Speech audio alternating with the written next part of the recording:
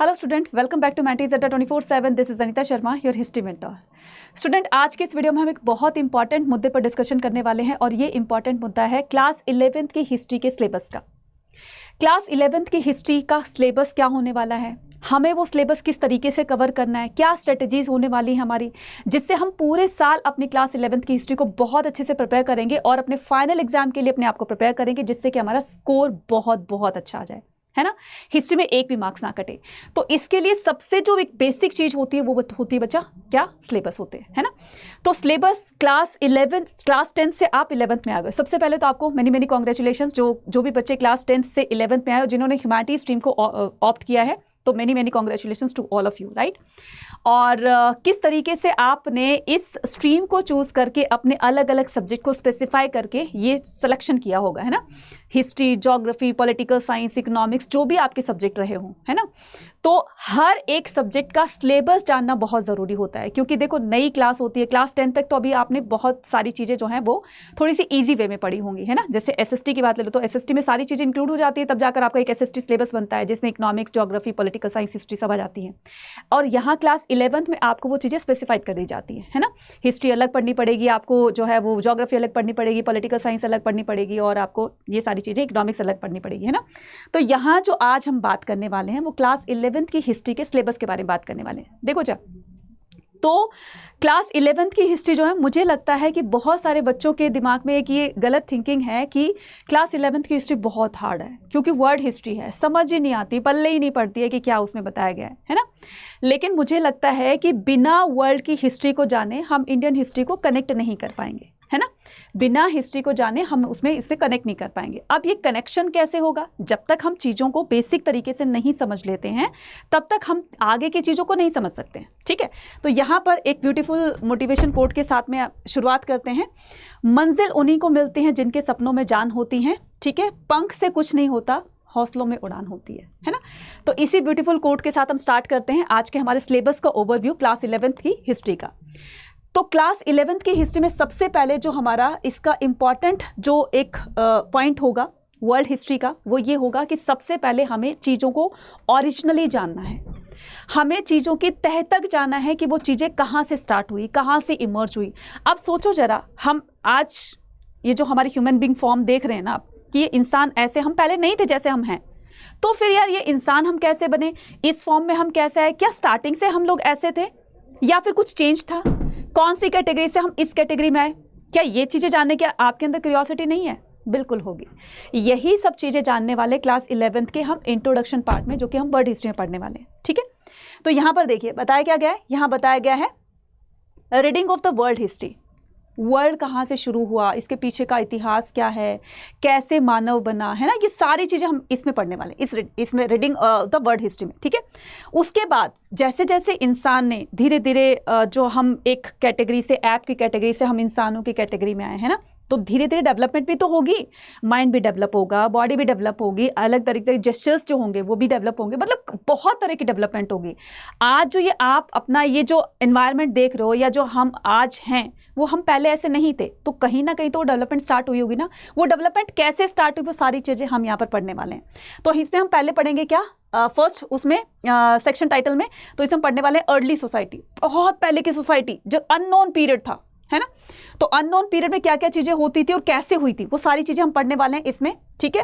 तो the early societies, तो उसमें हम राइटिंग और सिटी लाइफ के बारे में पढ़ेंगे। यार ये राइटिंग कहाँ से स्टार्ट हुई, कौन था वो जिसने ये एग्जाम बनाया। कई बार ऐसे मन में आता है ना कि बस वो एक बार ऐसा मिल जाए जो कि जिसने ये एग्जाम करवाया ना, तो उसकी तो हम जो है एकदम बातें करने वाले हैं, है ना।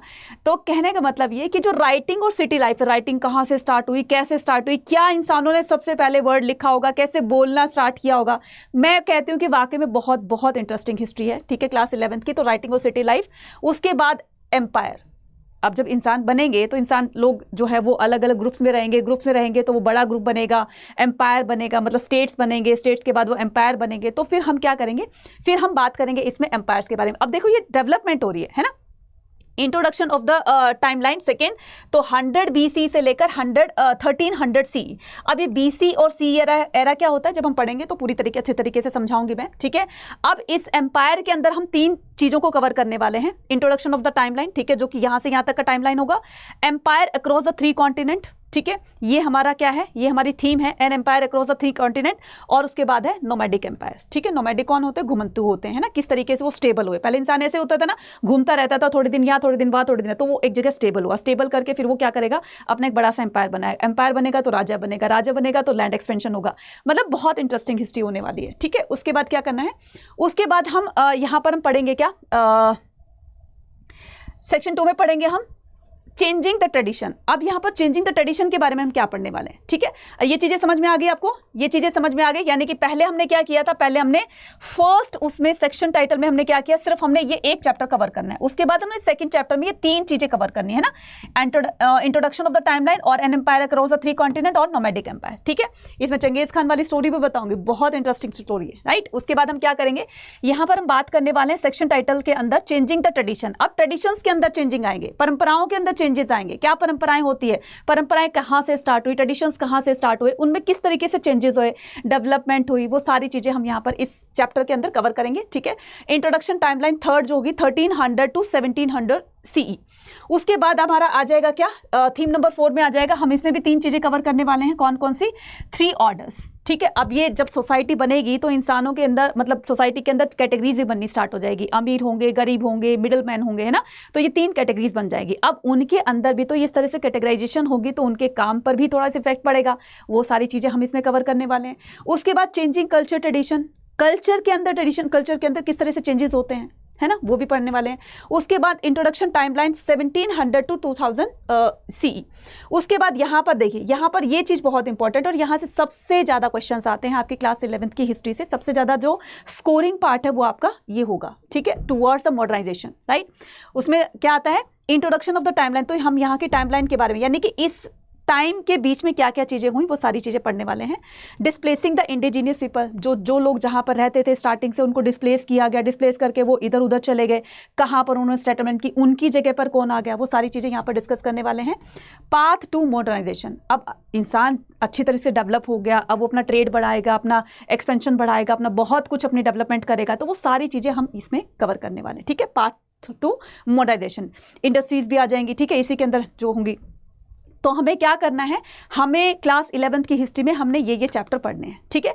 उसके बाद अगर मैं अदर उसकी बात करूं तो हम इसमें क्या आ जाएगा, हम इसमें पढ़ने वाले हैं क्या, map work for the related theme. अब जो भी हमारी रिलेटेड थीम होगी, जो भी हमारी थीम होगी, उससे रिलेटेड जो भी हमारा मैप वर्क होगा हमें वो भी करना है, क्योंकि मैप के क्वेश्चन जो है वो आपके 5 मार्क्स से पूछे जाते हैं।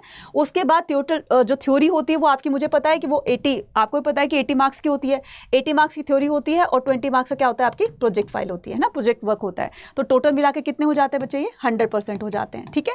तो ये सारी चीज़ें हम क्लास 11th की हिस्ट्री में पूरी तरीके से अच्छे से कवर करने वाले हैं। तो आज ही चैनल को सब्सक्राइब कर लो, क्योंकि यहाँ पर पूरे साल हम आपको पढ़ाने वाले हैं, चाहे हिस्ट्री हो, पॉलिटी हो, या फिर आपकी ज्योग्राफी हो, इकोनॉमिक्स हो, इंग्लिश हो, हिंदी हो, सारे सब्जेक्ट पढ़ाने वाले हैं ना। तो ये सारी चीज़ें हम हिस्ट्री में कवर करने वाले हैं। एक चीज़ और आपके लिए मैं बता देती हूँ, जिन भी बच्चों का एग्ज़ाम मतलब थोड़े से टाइम बाद क्या होता था कि क्लास टेस्ट स्टार्ट हो जाते हैं ना, तो अगर आप अभी, ठीक है, आपने चैप्टर्स अच्छे से नहीं समझा है, अगर आपको चैप्टर को बहुत क्विकली और अच्छे से समझना है, तो ये सारा आपको एक लिंक पर जो है वो सारा का सारा आपको डिफाइन कर दिया जाएगा। आपके हर वीडियो के डिस्क्रिप्शन के अंदर जो है आपको एक लिंक दिया होगा, उस लिंक पर यहाँ पर क्लिक करना है, ठीक है। लिंक पर क्लिक करने के बाद आपको इस तरीके से स्टेप 2 पर जाना है, यहाँ पर क्लिक करना है क्लास 11 12 ह्यूमैनिटीज़, ठीक है।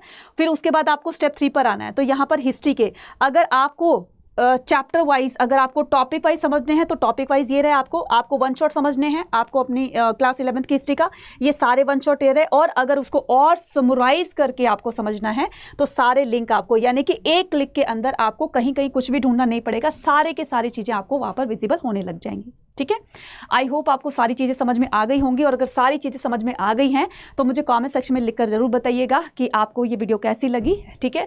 और चैनल को सब्सक्राइब जरूर कीजिएगा और इसको शेयर कर दीजिएगा। थैंक यू वेरी मच, मिलते हैं अपनी नेक्स्ट वीडियो में। Till then take care, bye bye to all.